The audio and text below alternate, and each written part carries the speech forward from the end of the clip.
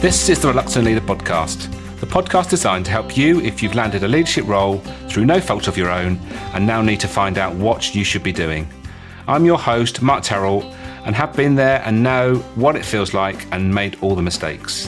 In each episode, I'll be getting to grips with a leadership topic by interviewing an expert in their field. You'll find out why they do what they do and take away some top tips you can use to become a more confident leader. For more content and to keep in touch with how the project is developing, go to www.thereluctantleader.co.uk. If you have any comments about the episode, you'll find me on LinkedIn, Facebook and Twitter. So let's crack on with the show.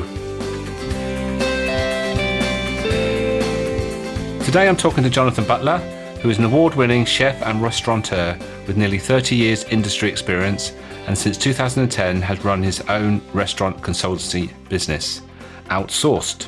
John specialises in working with hospitality businesses to improve their efficiency, deliver exceptional customer experiences and increase profits.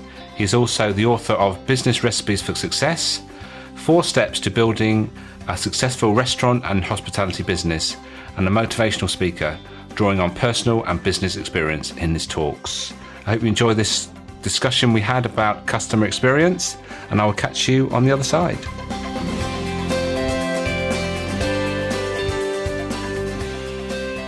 John, a warm welcome to the Reluctant Leader podcast. Good morning. Thank you very much. I was looking through your book on my way back from London last night on a train, and I must admit, well, it's just packed full of great advice, and I think you should be proud of what you've done there, because I think if any business owner could learn a lot from that book, and not only that, how they can squeeze an acronym into anything they're doing, which we'll talk a bit more about that in a minute. But anyway, before we get stuck into the customer experience discussion we're going to have, first of all, tell us all why you do what you do and what was the pivotal moment that took you down this path. Yeah, obviously. So I'm a primarily nowadays I class myself as a restaurant consultant. As you said, I've also authored a book, and I do some keynote speaking as well. But my background is sort of over 28 years in the hospitality sector. I started when I was 14 as a on the pot wash, as many of us do, and then moved into sort of cooking when a chef walked out of the restaurant that I was working in, and I just ended up being asked to sort of help out. And then over the sort of following weeks, months, and then into years, I sort of trained as a chef. In the meantime, in between, I went to university and did 2 management degrees. And then when I was 23, I went into my own business with my parents, and we bought a small hotel and restaurant in deepest, darkest Somerset, and sort of ran that business, grew that up, and then I kind of realised at the age of sort of 25, 26, it was too small a town for me, and I needed a bit of a bigger challenge. So we sold that, bought another restaurant, and I grew that from around about just under £500,000 turnover to over 1.6 million, and then we bought another restaurant at the same time, and the combined business was over sort of £2 million business, and I ran that. And then very, very briefly in 2007, both our businesses flooded, and I went into crisis management mode, I suppose. I had to learn very, very quickly how to deal with 2 businesses flooding, and sort of we got them back up and running in sort of 2008. But then I decided that for me, I'd kind of had enough. So we sold one of them in 2008, sold the other one in 2009, and since 2010, I've been doing what I do now. So I suppose the pivotal moment for me was the flooding, and then a sort of consequent time sort of after that of I lost my passion because I wasn't sort of running the business. I was having to deal with the sort of firefighting, which I'm sure many people have sort of come across in the past, where you sort of you're arguing with insurance companies. It just all got very difficult. And then my passion for sort of cooking and hospitality and service and everything just kind of went. And but over the last sort of, let's say, 8 or 9 years, where I've been working with various different clients on a whole range of different projects, I've found that passion again. Obviously, writing the book sort of really kind of brought home to me what I love about the sort of hospitality industry and what can be done. And my focus over the last sort of 12 months or so has been more on sort of how to deliver better sort of customer service and better customer experience, which is I'm in the process now of writing book number 2, which at the moment's got a working title of for the love of customers. So we'll see how that develops, but hopefully over the next sort of few months that'll get written and published. Excellent. Well, I'll definitely I'll look out for that when you publish that. From what I learned from your first book, which is Business Recipes for Success. I would highly recommend anybody in any business to read that book. Obviously, you talk about your hospitality journey and how you've used that, and obviously you've brought together some recipes for different parts of that business, which are well worth checking in with. It's packed full of value. So I resonate from what you just said about your floods, and the one thing that when something dramatic happens to a business that you put a lot of time and effort into and love, and you get that setback, it takes a hell of a lot more energy to get it back up. You think, well, have I got it, first of all, don't you? You think, can I actually do it?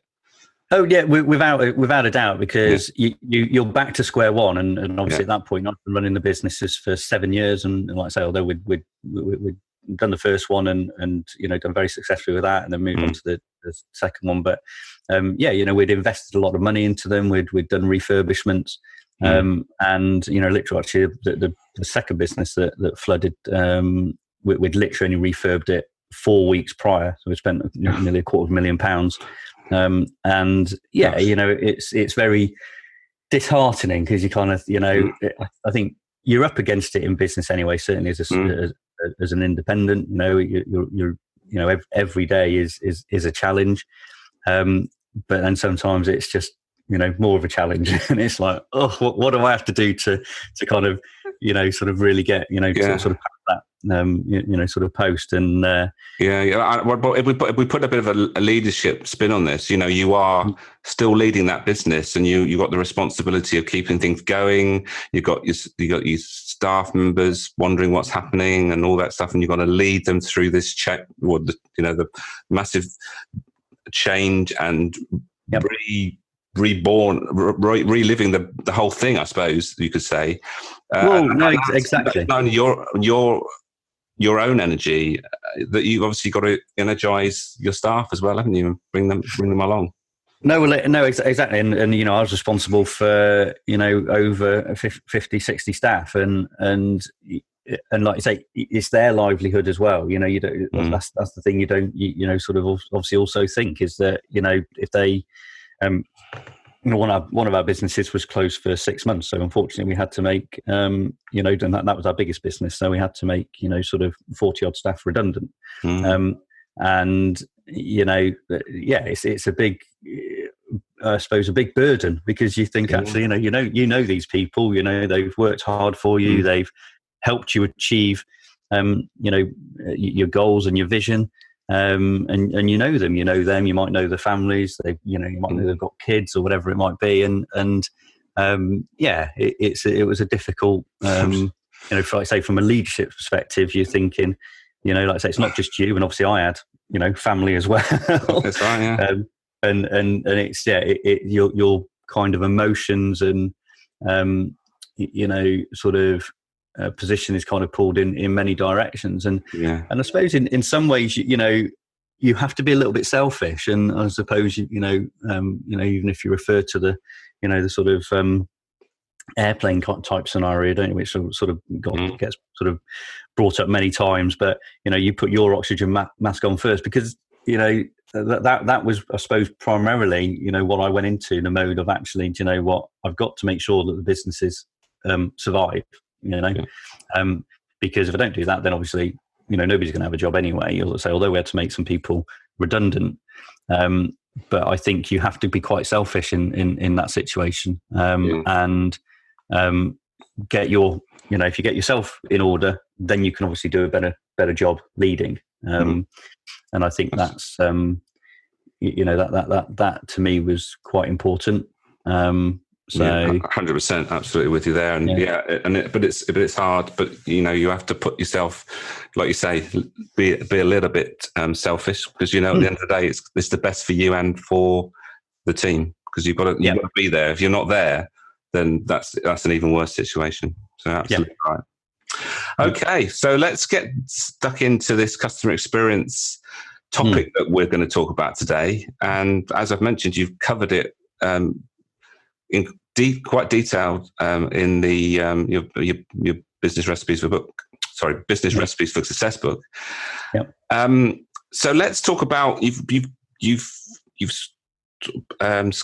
cut it into 4 main pillars. You call them the feed pillars, which again, this is your first acronym that I've picked out. The feed, which is feeling, environment, experience, and development. Yeah, which obviously fits in with the food thing that you talk about. But I think what we're all trying we're striving to do is make people remember things, and I think you've done that really well. So let's just pick that apart a bit and talk about what the 4 main pillars are. If you want to talk about those 4 main pillars, and I think there's a lot of value there for everyone.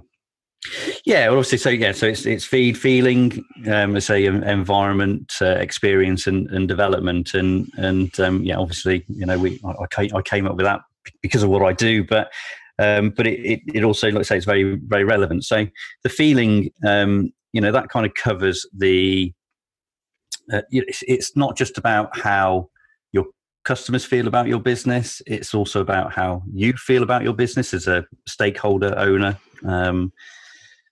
Whatever your position is, and then also how your employees feel about your business. And it covers things like the brand, the marketing, the strategy, obviously the leadership and the employees within your business. And it's that idea that at the end of the day, if you go into your business every day with the feeling of, I just can't be doing with this, then how do you think everybody else through your business feels about that? Certainly as the leader.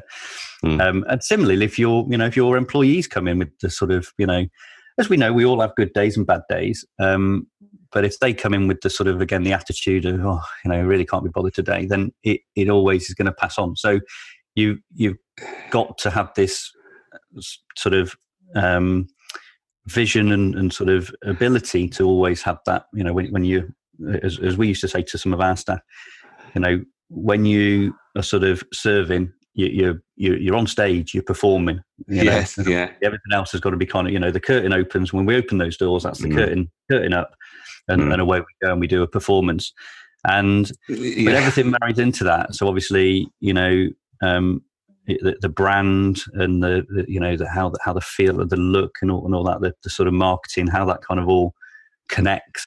Because that obviously portrays the feeling across, and like I say, when we're very visual as people, and I say if you see, the Virgin logo, you know exactly what it represents, exactly what it means, and it's things like that you have to start to think about in your business of how do you portray your brand. So, but you're right. You're so right in that.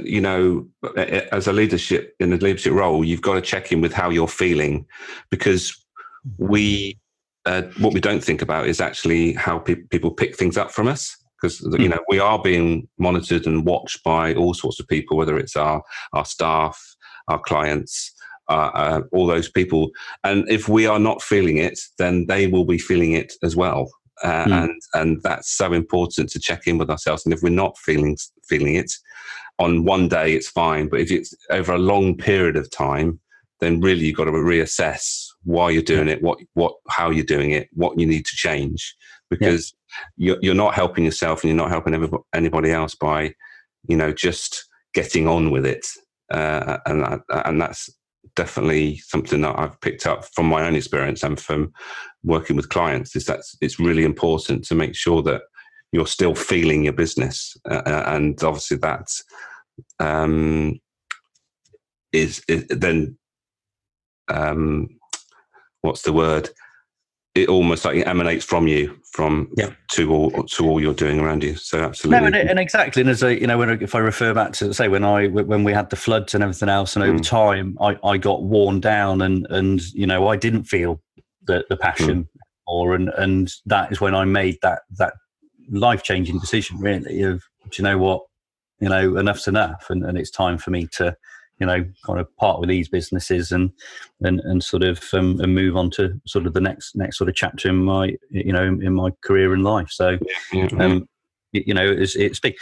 The other side of, obviously, say with the customers, even if the customers are coming into your business and you don't know what's going on in people's lives, and certainly in hospitality, in retail, obviously, your sort of background. I used to say, especially to the younger members of staff that join, to say that just remember one thing: if you're serving that person, and especially if they're an elderly person, you could be the only person they speak to today. And if that's the case, then make sure it's a good experience for them. And it's as simple as that, isn't it? Just making sure that you check in with that person. And we're all in a hurry to do this and do the next thing, but actually sometimes you just need to say, well, this person needs my attention and they need it here and now. And so definitely really important. So feeling's really important. So the next thing we talk about environment, and that's another thing in a retail background, we were all constantly refitting our stores, and I'm sure that was probably the same with your restaurants. Yeah, and obviously, it links into the feeling, because again, and that's the thing. These pillars all do kind of interlink. They're not separate. Sort of parts. They have to connect together, and that's why you have to sort of have all four pillars in place. But the environment's quite important, because again, we've all done it, I'm sure, where you drive up to, obviously, if I take a hospitality scenario, you drive up to, or pass a place and you look and go, oh, that looks like a nice place to eat, or, that looks like a nice place to have a drink, or whatever it might be. But if it was really tatty outside, the inside could be, a 3 Michelin starred restaurant and, very opulent and serving the greatest food in the world. But, every part of the environment has to fit, and similar, like I say, if it's the other way around, so you don't have, tablecloths and crystal chandeliers and glassware, if you're going to get a McDonald's burger type thing, they don't get out their. It's all got to have the right feel and the right environment to make people feel comfortable in the setting, and that is really quite important. So design, layout, and obviously that can also and I guess music plays a part as well, doesn't it? I've been to some restaurants that don't have music, and they but then others do have music. And there's no right or wrong with this, is it? It's about what's your customer profile, what are they likely to want, and make sure it fits that, isn't it? But then you have to think about every angle, every step of, like I say, of what you're trying to deliver. What is your product, and what is your style, and how that all fits to the environment. Obviously, nowadays we're going for much more, sort of experiential, sort of styled environments. And one thing that is, the big buzzword over the last sort of few months has been Instagrammable. It's that people can, they want to go in there and they want to take a picture of it. And there's some businesses that have built, huge following just by having very, flamboyant sort of interiors or whatever it might be that people could, like say, I understand that what you're saying, but it's the first time I come across it. But I can see how that's important, because it's using that social media tool and getting shared, and people pick up. It's almost like free advertising, isn't it? Oh, it's huge, and like I say, I've got clients at the minute that are, when they're thinking about the design of their restaurant or their business, their layouts, that is exactly the thinking behind it. You got this sort of sort of thought process. Obviously, then within the environment, you've got the internal, external influences that obviously take place. Some of those we can control, some of them we can't. Obviously, the buzzword at the minute is Brexit and things like that. But I just think on those sort of things, you just have to, obviously be aware and put in place, as much as you can that will sort of counteract that. But obviously, you have, sort of macro environments, locally, that might be influenced by different things, and and whatever it might, obviously then the wider environment. But you can't control those things, and it's control what you can control, and not worry about the rest. Yeah, we had to sort of deal with that, So, so I just think it's having that as a leader. You just have to have the awareness. You have to, have it in the back of your mind of, okay, that is, there. I guess it's part of that vision thing, isn't it? Is having that vision and making sure that what you're actually creating, the environment you're creating, actually will deliver what the vision was in the first place. Yep. No, definitely. Yeah. And obviously we move on to experience, which is the big, the big thing that we're focusing on.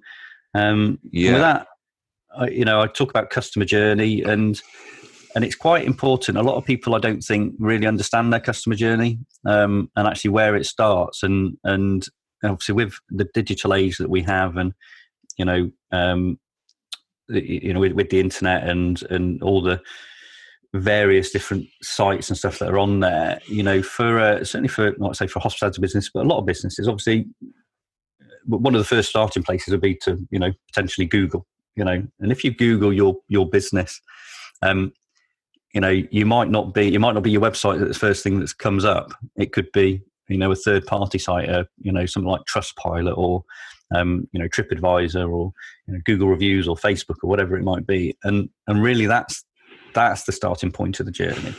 And in fact, it could even be before that, because it could be somebody who's recommended you, or they've heard, overheard a conversation, and it's, I'll give them a go, or whatever it might be.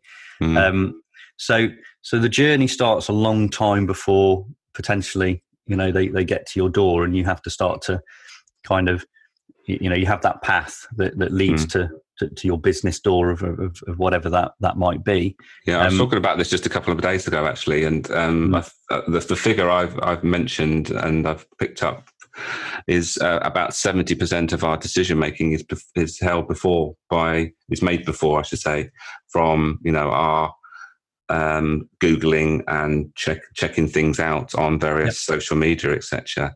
And that's a key learning for any business, to realize that if that's the case, then what are you doing to make sure that what they find is actually what you want them to find? And exactly the branding. Like I say, when we talk about branding, and you talk about and even just little things of what happens if somebody actually picks up the phone to your business. I know it's a scary thought these days, but people do actually still phone your business, and it's how do you how do you react to that, or how have you trained your team to pick up and answer the phone. Email and things like this. Obviously, God knows how many billions of emails are sent today. But again, it's this.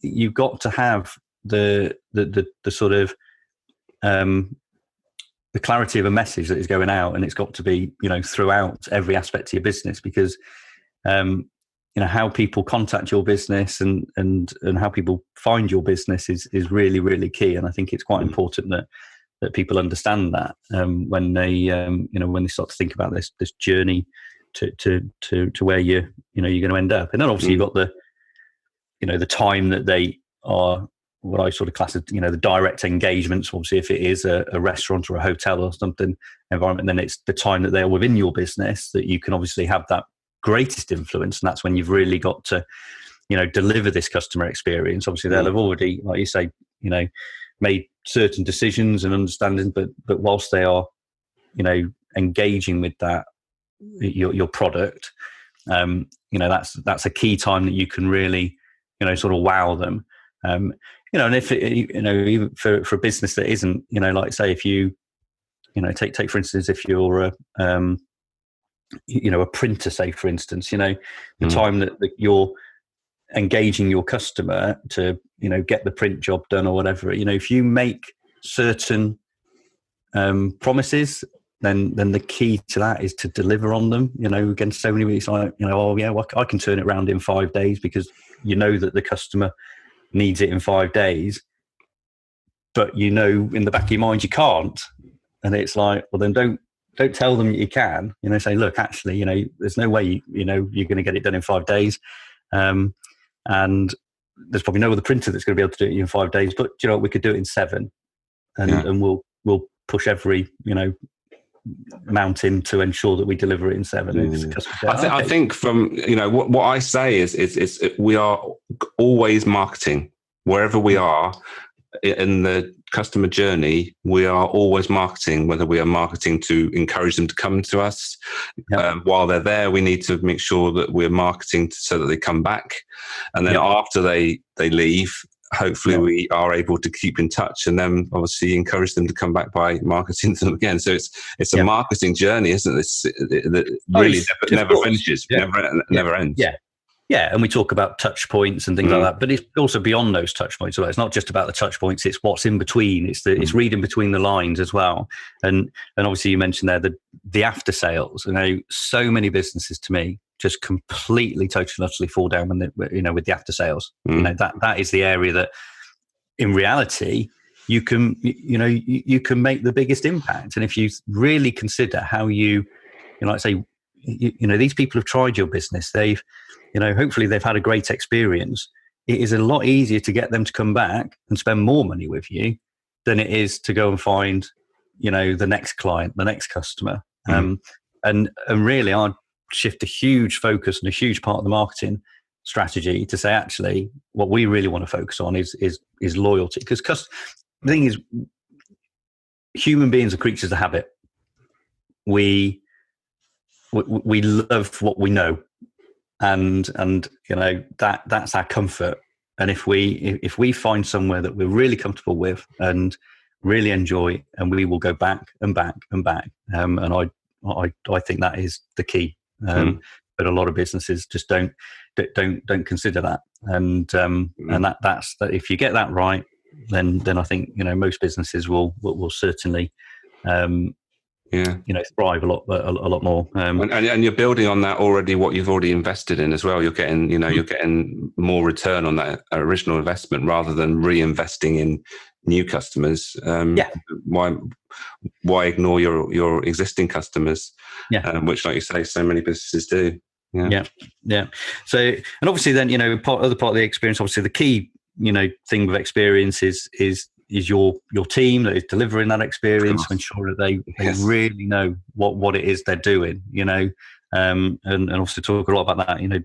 Sort of building that team ethic, that culture that people know. Everything about the business and what they can do, and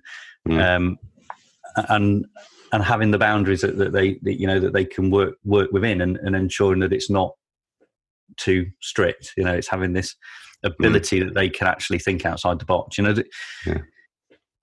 think I forget who it was who said, but I think it's Steve Jobs or something like that. It was like, why employ great people and tell them what to do? You sort of you can employ some really, really great people, and they will, if you create the right environment, create the right culture, have the right focus, then they will become ambassadors for your business anyway, and they will go out and rave and shout about your business, and they will be as passionate, maybe not as passionate as you as an owner, but they'll certainly have a certain amount of passion and loyalty to your business, sort of going forward. So, and it's all about adding value, isn't it? At the end of the day, I talk to people about. I talk about restaurants actually, and I said, how come you can go to a restaurant and spend, say, £10 a head and come away thinking you got poor value, and then go to another experience where you pay, say, 50, 60, £70 a head and come away thinking you got fantastic value.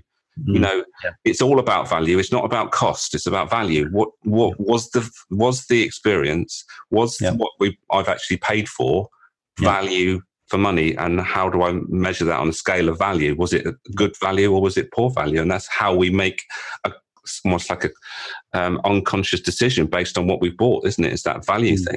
And when I do sort of workshops and trains with businesses, I talk about, like I say, that exact sort of thing. You talk about, a good experience, a great experience, and then an exceptional experience. And when you start to sort of, get people start to feed back about, when they've had a good experience, when they've had a great experience, and then really think about, when have you had an absolutely exceptional experience?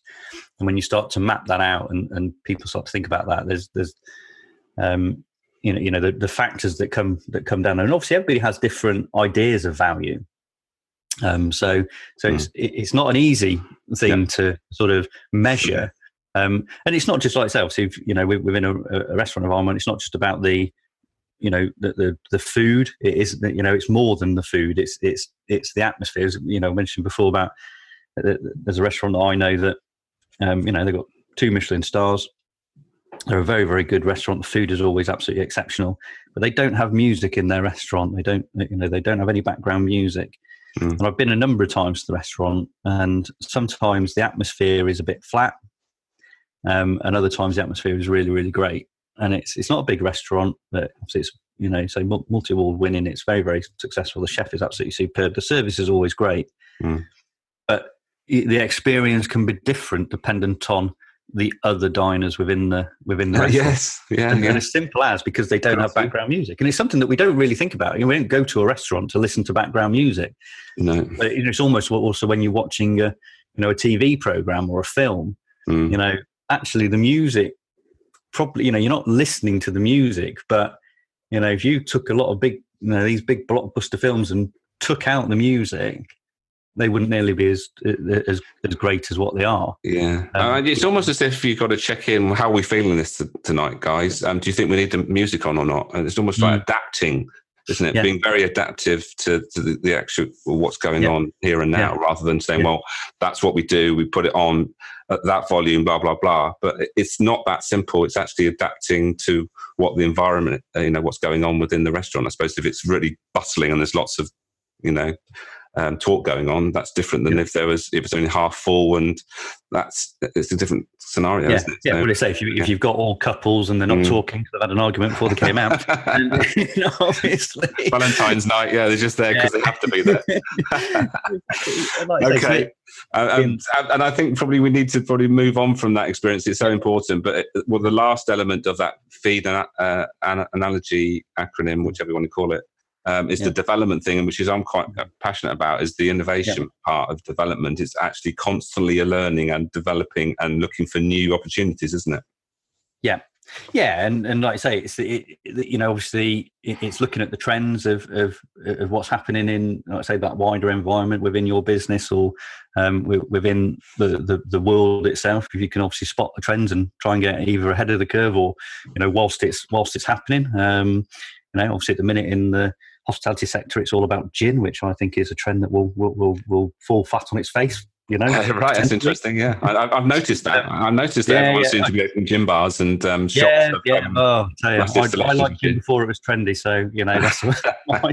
There's only so many types of gin you can drink. My partner likes gin, and the trouble with when you go to the counter, you're going to be asked. I know you're going to be asked a question now: is which gin would you like? Whereas before it was just a gin and tonic. Now it's we have 57 varieties. Which one would you like? I know, it's just ridiculous, isn't it? And obviously technology is a huge, aspect. And I think technology's got to be used in the right way. I'm very much, again, when we move back to the customer experience, there's no point in adapting technology just for the sake of adapting technology. Don't just, we'll add that because, it will do X, Y, Z.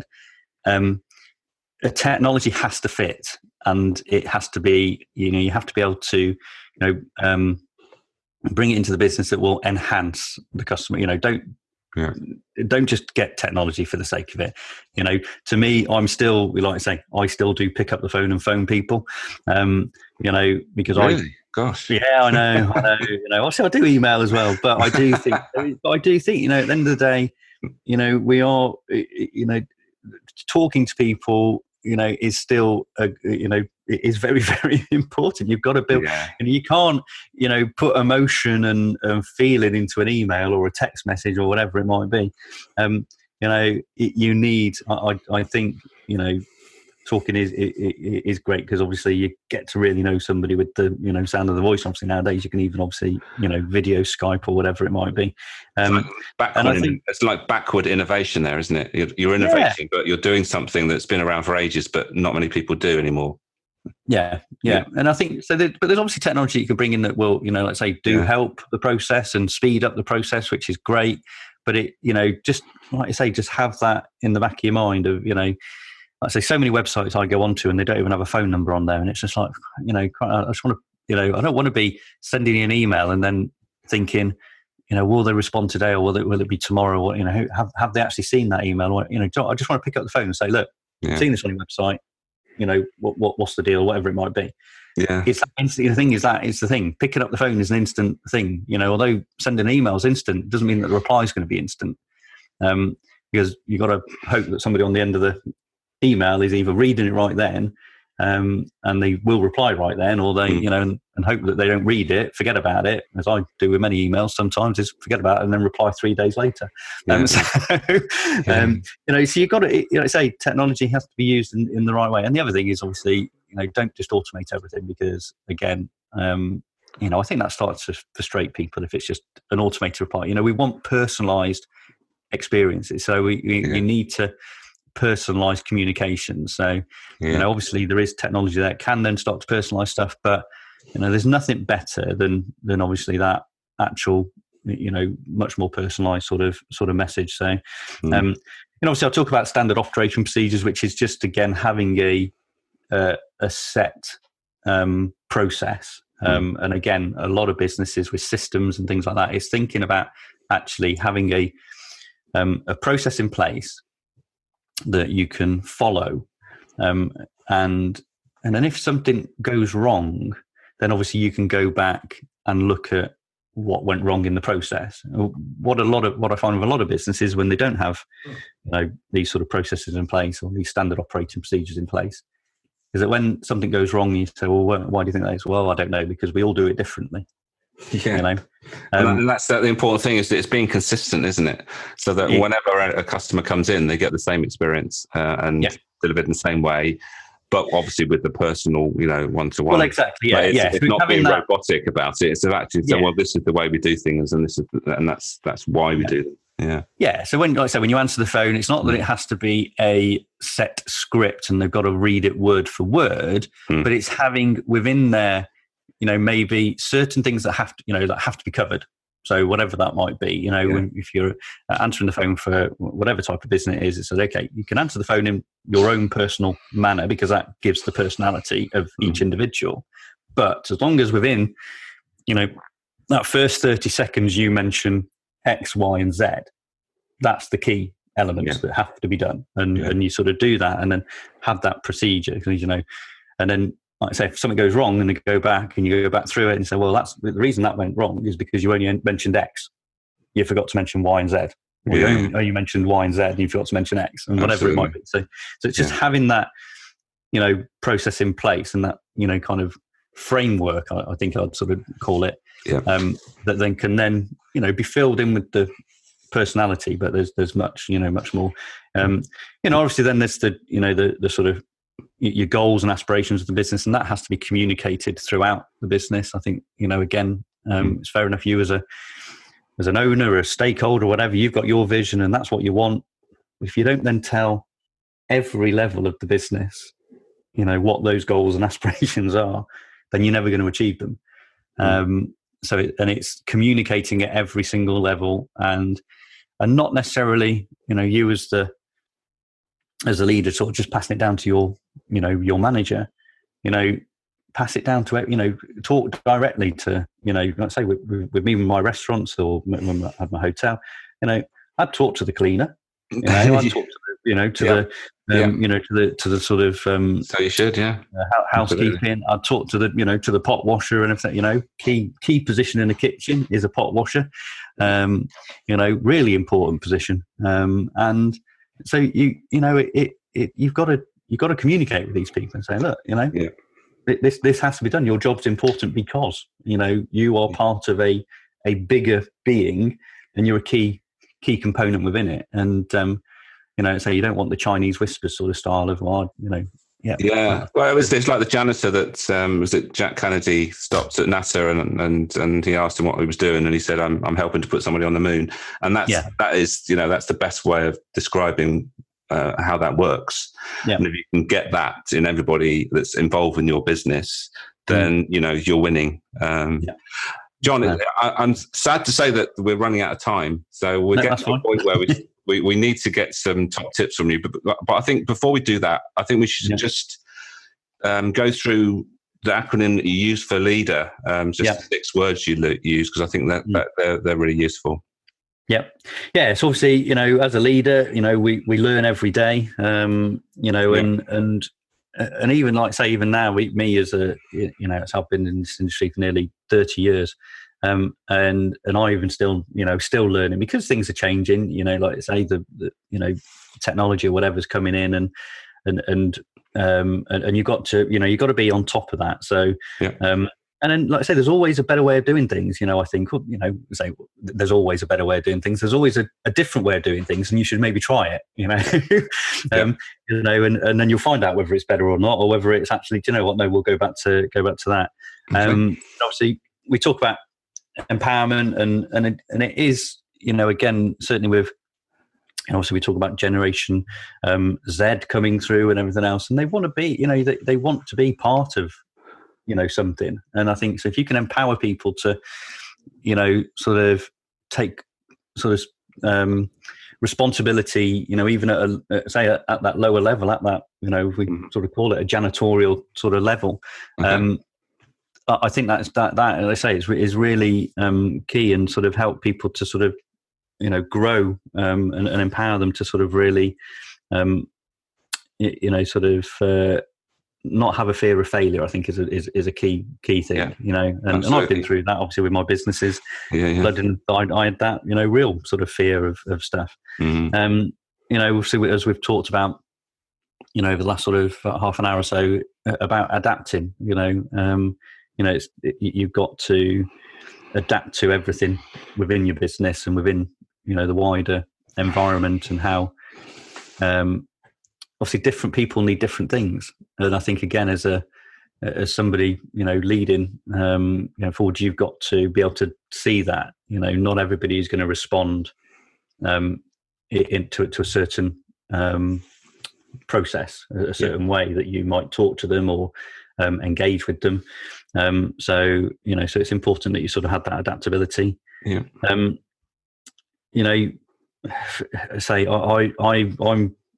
I struggled with the next one in my earlier days of delegating, and I would try and do everything. I think it's a challenge to any leader when they know that they could do something, is to actually allow somebody else to do it is a big one.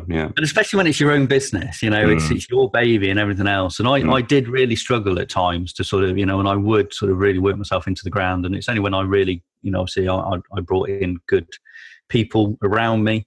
And they would, they'd be honest with me and say, John, you can't do everything. So, almost sort of bugger off, John, and we'll do it. One of the great questions actually is someone comes to you with a question that you're tempted to do yourself, rather than to take over and sort it, is to ask, well, what would you do if I wasn't here?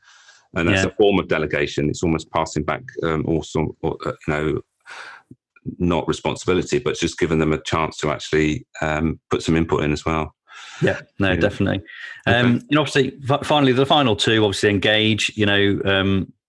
Where in the age of information, and sort of you've got to have this ability to sort of engage and communicate. And obviously, but again, different ways of communicating, and obviously communicating to obviously all the different sort of different channels within your business, whether that be suppliers, customers, the team, how you communicate might be different, and how you engage each aspect of that influences your business might be different. But you've got to sort of create that sort of engagement with everybody, and have obviously people that work within your business, they've got to have the belief in you and your brand and everything you do.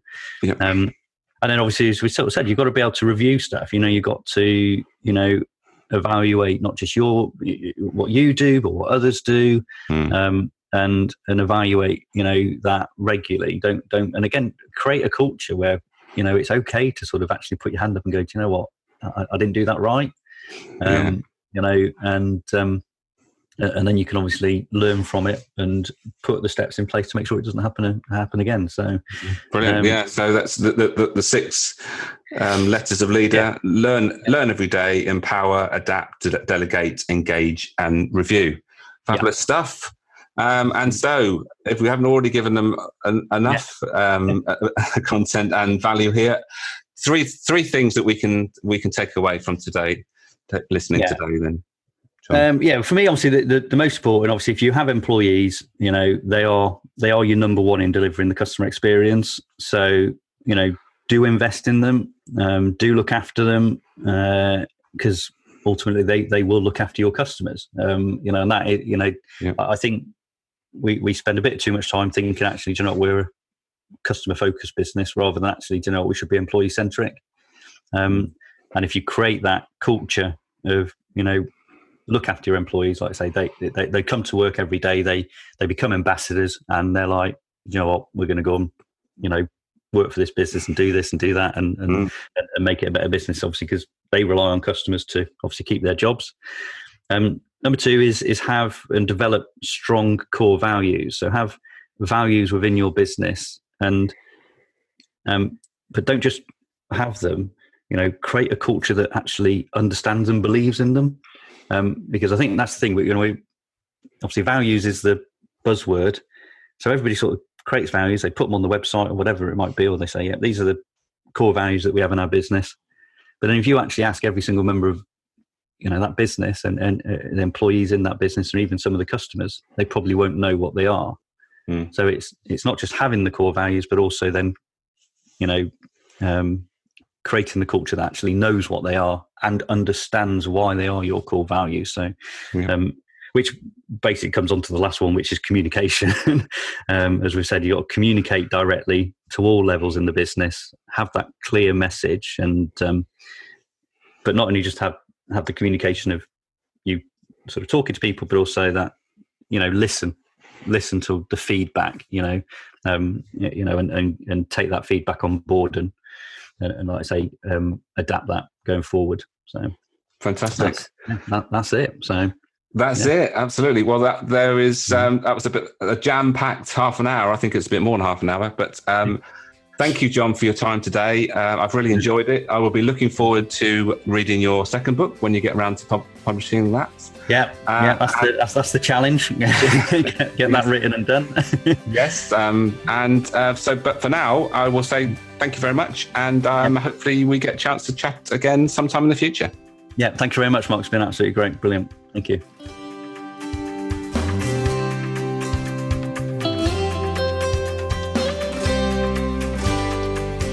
Thank you for listening to this episode. If you enjoyed it, please take a moment to leave a review. Don't forget to check out the Reluctant Leader project at www.thereluctantleader.co.uk. Make a note to start, stop, or continue doing whatever struck a chord in this episode. And until next time, be the best you can be.